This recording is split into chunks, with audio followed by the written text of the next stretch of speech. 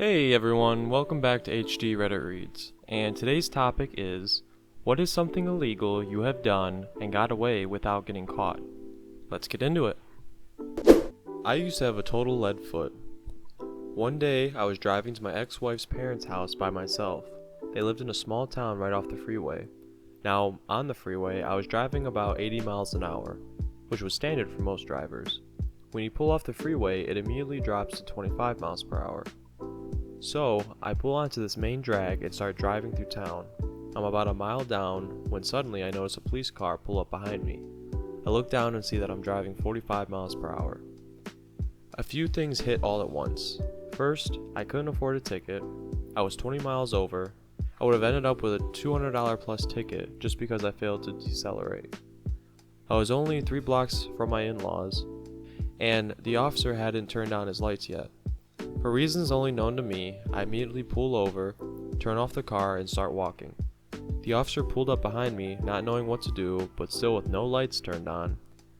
I just kept walking without turning around. I get to my in-laws and tell them what happened. They tell me that I have to go back to my car, so I do. The officer was gone. No consequences whatsoever. Never received a ticket in the mail, never heard a thing. I would never ever do it again, and that's how I got out of a major speeding violation. I brought 2 or 3 Cuban cigars back to the US from Montreal once. When we cleared the border, I turned to my parents and used my favorite line from Futurama. Guess what your accessories to? Edit. It was in 2004. I am well aware this is no longer illegal. My friends and I didn't pay for our dinner at Steak and Shake this past weekend. I stood waiting at the register trying to pay for 20 minutes, but no one came to take my money. It was 12:30 a.m. before we left. This might come to a surprise to people who've never worked at restaurants before, but it happens really often. At this restaurant I used to work at, I've had people walk away.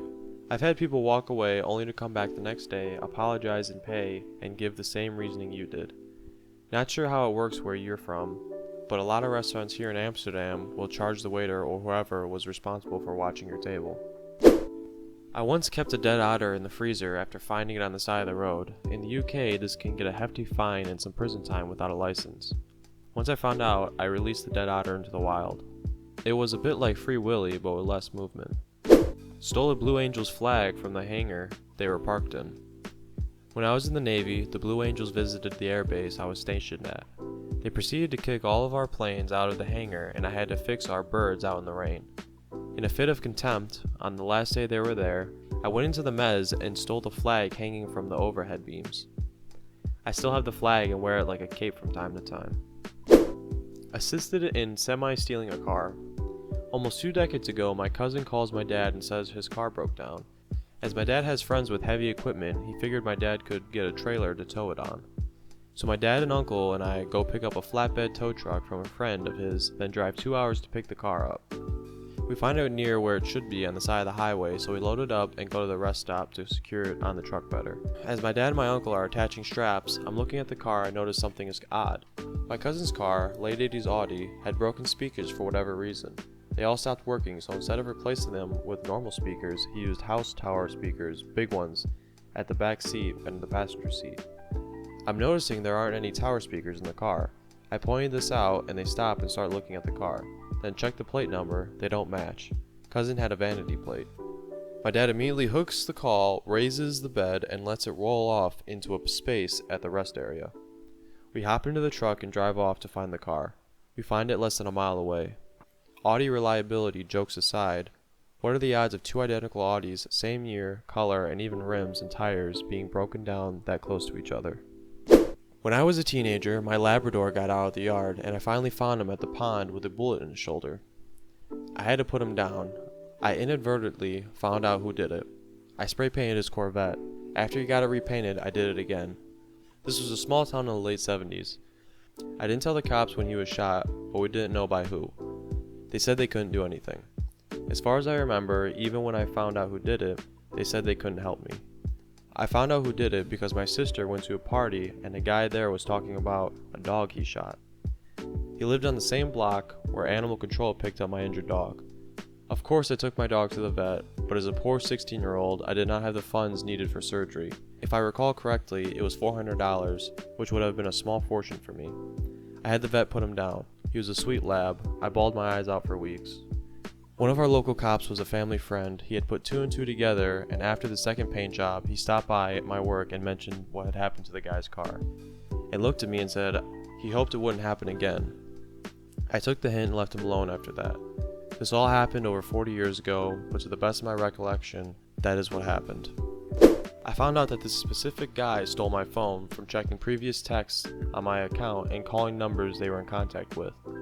He wouldn't admit he stole it, so I broke into his house via balcony, stole his laptop, and left a signed note to meet me and return my phone to get his laptop back. It totally worked, and everyone got their stuff back. I accidentally shoplifted some pudding cups once.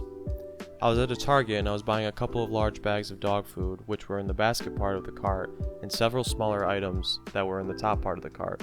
I had tossed the pudding cups into the basket part before I had put the dog food bags in, and forgot that they were in there, when I put all the smaller items on the belt to be rung up. They were hidden from view when the dog food bags were scanned. I saw them when I was putting the dog food bags in the trunk. If the lines weren't so long, I would have gone back to pay for them, but 20 plus minutes for a 99-cent can item. I can live with that. If it were a more expensive item, I would have returned to pay for it. I once overslept for an oral English exam, so I forged a letter I received with the date and moved it to the following week. Showed it to my English teacher, and she said it was probably a mistake, but I had to show it to the school dean as well to get approval for the reschedule. I showed the forged letter to him, and he instantly found a mistake I made in the letter, and just casually said that the letter looked badly copied. I was sweating bullets at that point, because forging a letter for an exam is a pretty harsh offense, and could have gotten me suspended. But he just shrugged it off and gave me a permission for a reschedule. I guess since I wasn't a troublemaker, he just gave me a pass. The dean was one of the cooler teachers of the school though. He loved SpongeBob, and if he gave you detention work, you had to make a SpongeBob figure with a sponge and such. I was like 6 years old in a grocery store with my mom. She tells me to hold on to the gallon of apple juice because there was no room for it in the cart. And I effing loved apple juice. So being an absolute compliant little shit, I held on to the juice as she went through the checkout line. Kept holding it as we left to the car, on the way home, and all the way to the fridge to hand it to her to put in the right spot. Only then did she realize that we never paid for it. I said, "But you told me to hold on to it." She just looked at me dumbfounded. Then deadpan tells me not to mention it to anyone else, that it was an accident and that we are keeping it. In summary, stole apple juice, didn't get in trouble, and got to drink the entire gallon of that sweet nectar of the gods by myself. I was visiting the beach, and when walking home with a friend from the bar at 4 a.m. on a Sunday night, we came across a jet ski on the beach, being bounced around by the waves. My friend convinced me to ride it back with him the next mile to where we were staying. So we rode it in the ocean in the pitch black while a storm was out in the distance. Cool, not scary. When we got to our place, we rode it around until the sun came up, and then I found the jet ski registration, found the guy on Facebook, played the good guy, and messaged him and told him, "Hey, I found your jet ski at X location on the beach." Then went inside.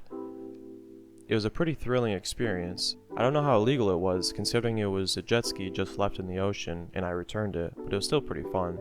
Edit. Wow, this blew up. Edit 2.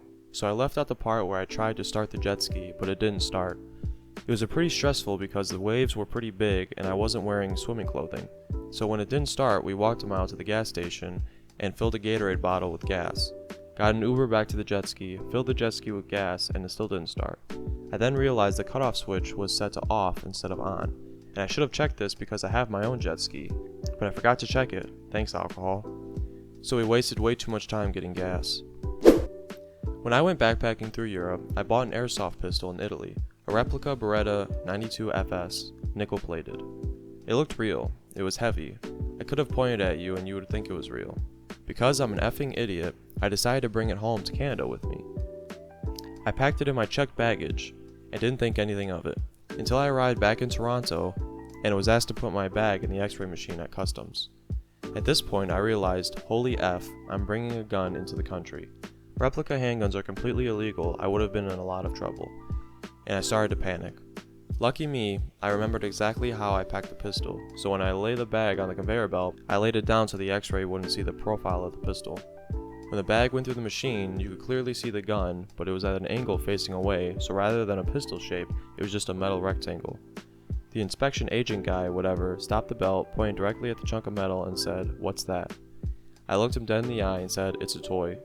The next few seconds felt like an eternity. I could feel my pulse pounding in my neck. I was terrified. And then he just said, "Okay, welcome home," and let me go. I retrieved my bag, walked into the main terminal, and went and threw up in the nearest garbage can. Yeah, I was dumb, but I got away with it. Edit. I have been informed that these airsoft pistols are not, in fact, illegal. My entire life is a sham. I went into CVS for 3 things: deodorant, the specific pencils I like to use, and a notebook. I grabbed the deodorant, pursued the office supply aisle, and saw they didn't have the pencils I wanted, so I decided it wasn't worth it to get the notebook either. Feeling like my trip was a failure, I left, walked out of CVS with the deodorant in my hand. No alarm went off, no employee stopped me. About 3 steps outside, I realized I just stole, however unintentionally, so I walked back in, bought the deodorant and 3 other items out of guilt. Thank you for listening, everyone. If you enjoyed the content, please consider subscribing. It'll be greatly appreciated. And if you want to visit the original threads, I'll link them in the description. And that's it. I'll see you guys in the next one.